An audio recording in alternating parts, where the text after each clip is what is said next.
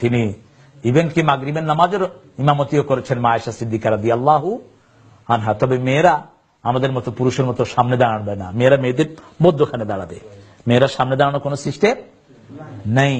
আপনি আপনার 3টা মেয়ে আছে, 3টা মেয়েকে বলেন মা তোমরা নামাজ পড়ো আমি দেখি, আপনার বিবিকে তাদের ইমাম বানায় দেন, নফল নামাজ হোক ঘরের ভিতরে। রমজান মোবারক আসতেছে, দোয়াগুলো শিখান। হেসনুল মুসলিম একটা বই আছে, নাম জানেন তো আপনারা?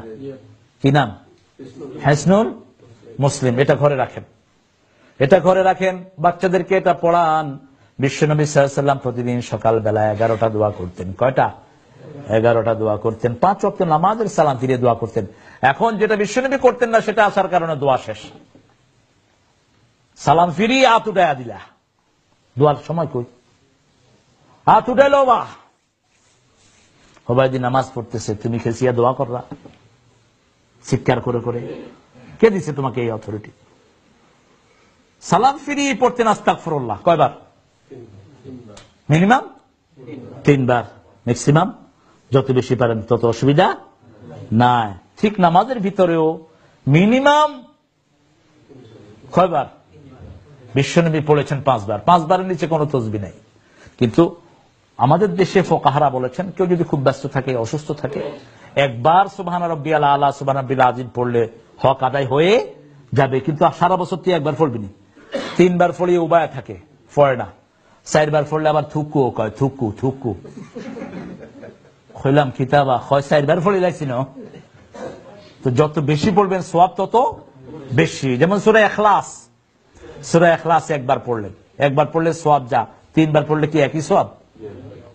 সওয়াব যত পড়বেন যত বেশি সওয়াব তত বেশি। এই জন্য বিশ্বনবী সাল্লাল্লাহু আলাইহি ওয়াসাল্লাম বেশি পড়তেন। আমরা একই সূরা বারবার পড়ার মধ্যে কোনো অসুবিধা নেই। তো সেই জন্য আমরা আজকে ওয়াদা করব এই দোয়াগুলো আমরা শিখবো। বিশেষ করে সালাম ফিরিয়ে বিশ্বনবী প্রথম পড়তেন ফজরের নামাজে। কি পড়তেন বলেন তো?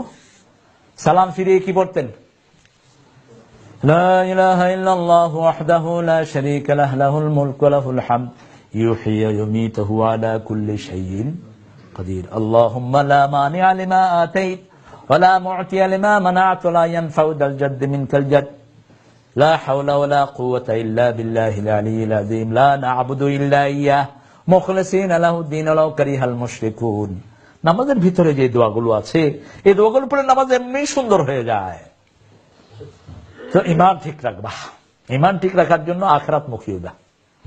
আমার নেতা খুশি, ওই নেত্রী খুশি, এই নেতা নেত্রী আমারে জাহান্নামের আগুন থেকে বাঁচাতে পারবে না। যেই নেতা নামাজ পড়ে না, এই নেতার পিছনে যাওয়া কবিরা গুনাহ।